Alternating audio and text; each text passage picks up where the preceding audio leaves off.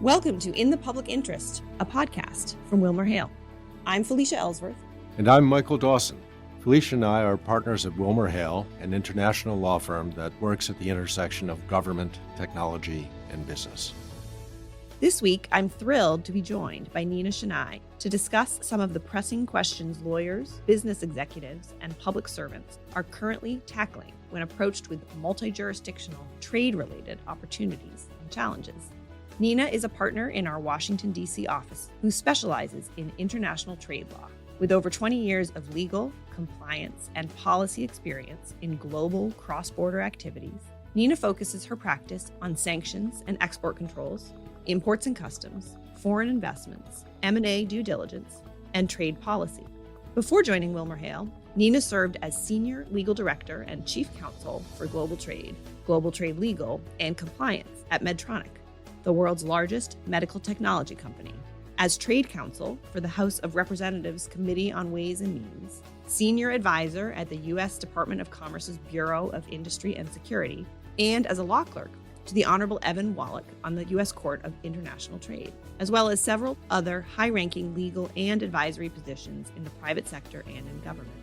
Neena also currently acts as a board member of the Washington International Trade Association and as a non-resident fellow at the American Enterprise Institute, where her research focuses on global trade, international economics, and globalization.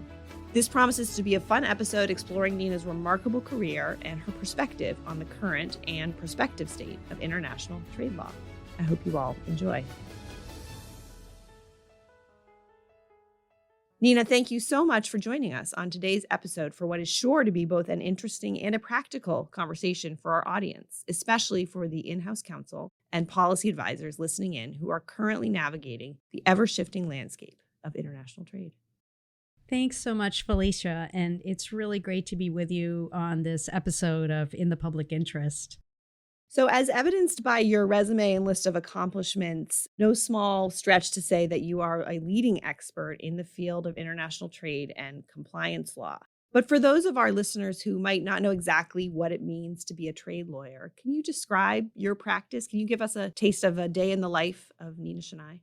Well, thanks for the question, Felicia. I have to say, I used to get this question a lot more earlier in my career. Over the past few years, we've just seen trade become the tool of choice for U.S. and other governments to pursue foreign policy, national security, human rights, and other international goals. So things like tariffs, sanctions, export controls are making daily news in the front page of most international newspapers these days. I was in an Uber the other day and the driver struck up a conversation with me. When I mentioned I was a trade lawyer, he said, well, does that mean tariffs, sanctions, and China? This would not be the type of conversation I would have had a few years ago. As far as day in the life, well, no day is like the one before. We have a space which we would have been pleased to see any regulatory updates every few years, but in fact, these are now happening almost on a daily basis. And the rules have become mind-bendingly complex, even for those of us who have been doing this work for a very long time. To ensure I'm advising clients in real time, I need to be vigilant because of how dynamic the space is. And watching the issues of the day and helping clients connect the dots strategically on what's before them today, but also help them see and prepare for what may be around the corner.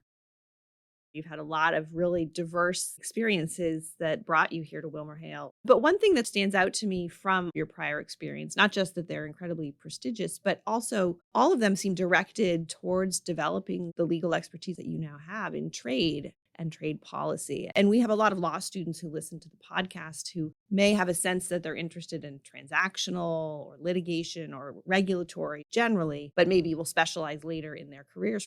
For you, it seems that you were always going to be an international trade lawyer. So I thought it'd be interesting to hear why trade. Well, I'd always been interested in being a lawyer. So as a kid, I was involved in local political campaigns, and DC always fascinated me. I also traveled a lot growing up with my parents, so I knew I wanted to be an international lawyer.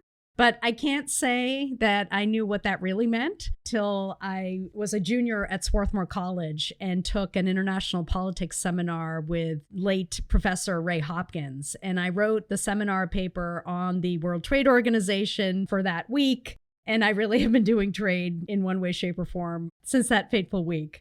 And what has interested me and what has kept me in the field is the unique mix of policy, law, economics, politics that trade encapsulates, and really these complex relationships between governments and the private sector globally that lead to really fascinating issues.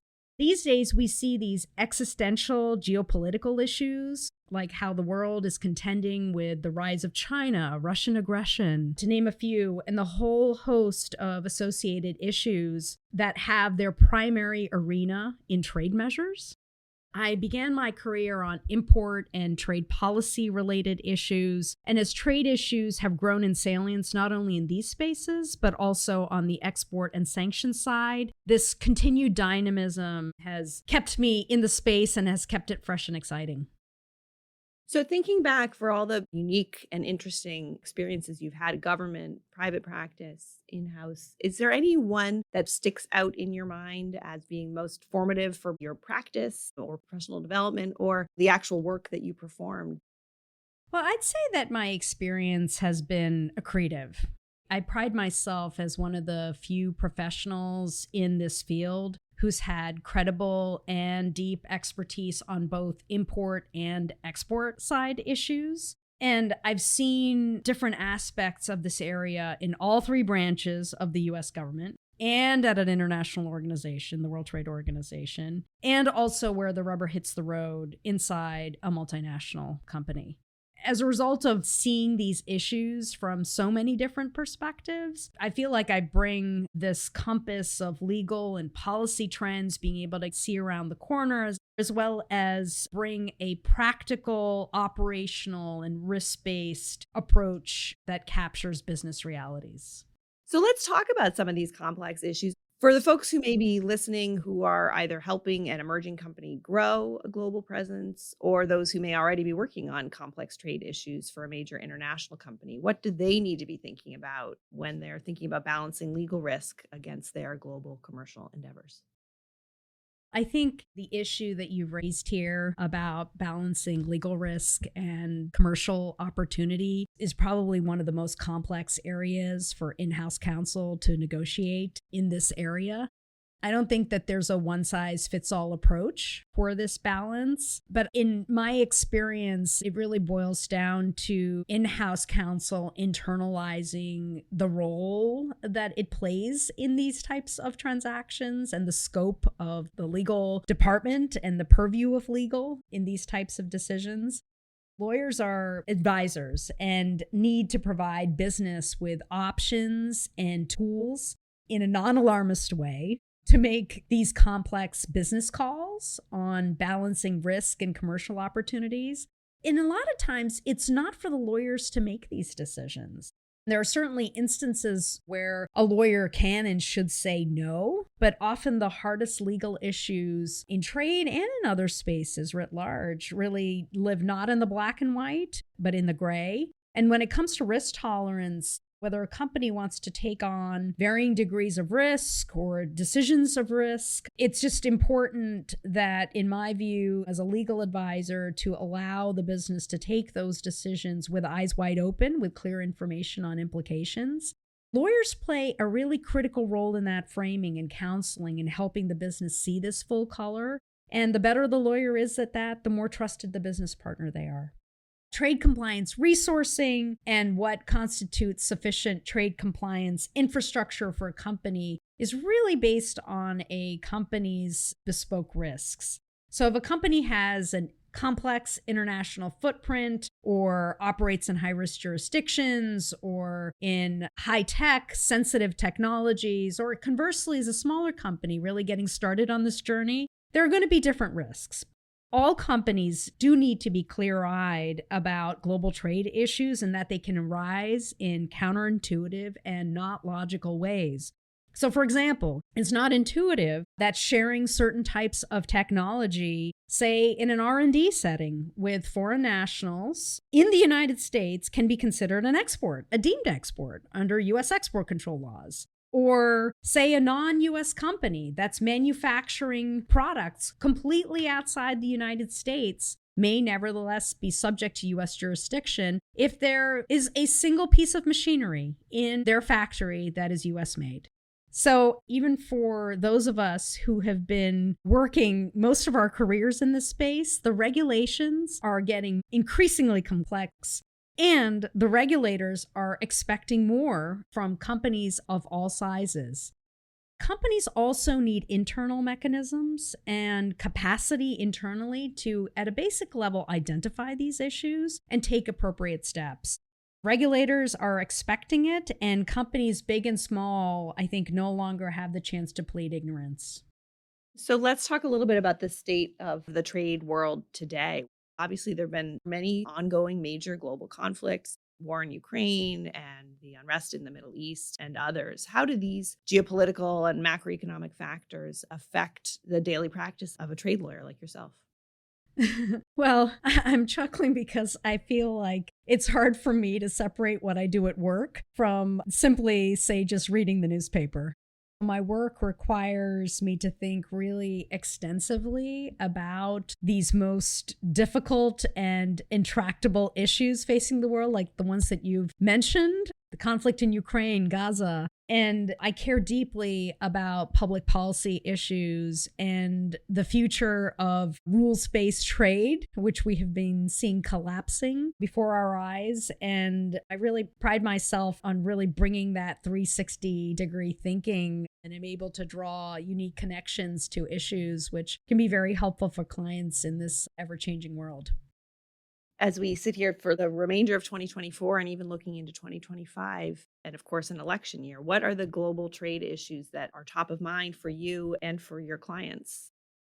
Well, it's no secret that trade issues are a hot button issue in this year's election cycle. So no matter who's in the Oval Office come January, trade tools are going to continue to be the mechanism of choice, short of armed conflict, to effectuate U.S. foreign policy goals and those of other nations. I think, sort of stepping back here, multinationals have built their businesses based on global trade rules, this rules-based trading order that I referred to earlier, that were really a hallmark of the post-World War II order. And global supply chains where products cross borders innumerable times and are sourced with parts and technologies from numerous countries and then are fanned out to consumers around the world, that's been our prevailing model. And what we've seen building over the past 15 years or so, but really kind of crescendoing following the COVID-19 pandemic, the war in Ukraine, is where the US and others are really concerned about existential issues like the rise of China, autocracies, and are turning inward. The result has been a shift from free trade to a focus of erecting trade barriers in the heightened use of industrial policy in the West, in the US, and really on a bipartisan basis. And this trend is really likely to continue, putting pressure on those global footprints that companies have grown around. Trade and investment with China, I think, is going to be a continued heightened focus under a Harris or a Trump administration. And if the past is at all a harbinger of the future, just see how little change in trade direction there's been from the Trump to the Biden administrations. The China tariffs put in place by President Trump in 2018 have largely been kept in place by the Biden administration, and both Presidents Trump and President Biden have presided over an unprecedented increase in the use of sanctions and export controls against entities and individuals worldwide. So if I were to do some crystal ball gazing here, I would estimate that the policies of either future administration would be directionally similar. I'd say with differences in tone, the how, quote unquote, and degree. Fascinating. So just to close out our conversation here, I did want to talk just a little bit about the experiences you've had, and particularly as a woman in the law, considering some of the unique barriers that women have historically faced in our profession and in some respects continue to face. Well, I just feel so fortunate to have benefited from the path paved by the generations of women that have preceded us. They have striven to create equal seats at the table for women. I really feel like I stand on their shoulders. I've benefited throughout my career from strong women and men, mentors who have seen me for who I am and have supported me. And I'm just eternally grateful to them. And I feel responsibility to give back to the next generation. So I try my hardest to make time for younger lawyers, women and men, who reach out to me and are seeking career advice, and do what I can to support them. I know you serve as a mentor, formal and informal, to many. What's one or two words of advice that you might provide to our listeners who are just embarking on their legal career? I would say speak up. The legal profession, law firms need young lawyers to bring everything they have and their experiences to the table. You have a powerful voice and a lot to say, so use it.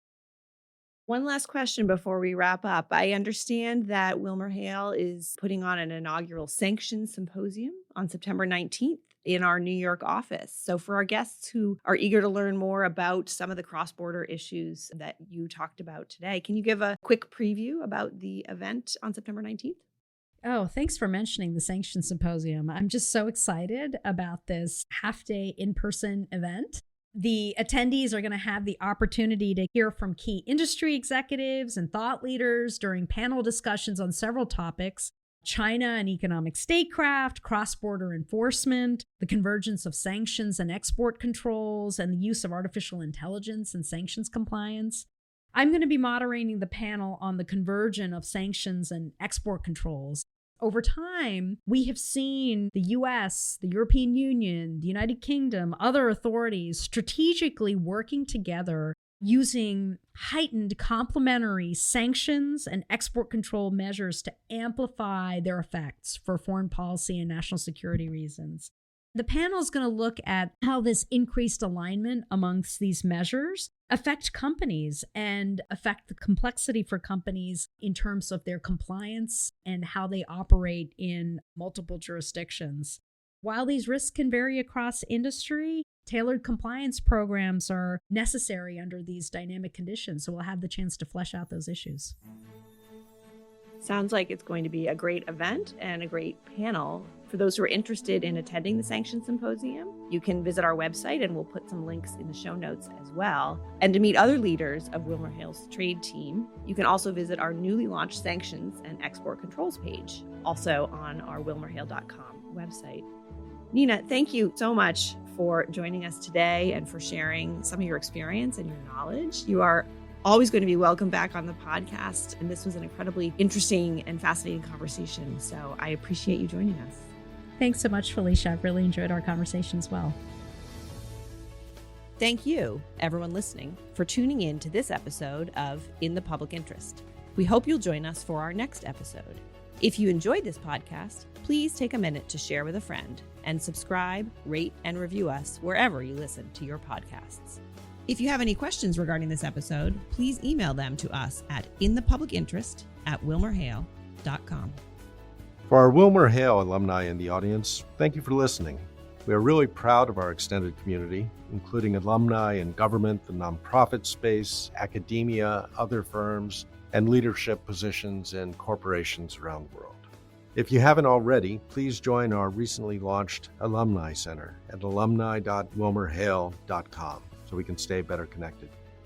Our show today was produced by Chanel Dorr, with sound engineering and editing by Brian Beninati, marketing support by Emily Freeman and her team, all under the leadership of executive producers Sydney Warren and Jake Browna. Thank you for listening. See you next time on In the Public Interest.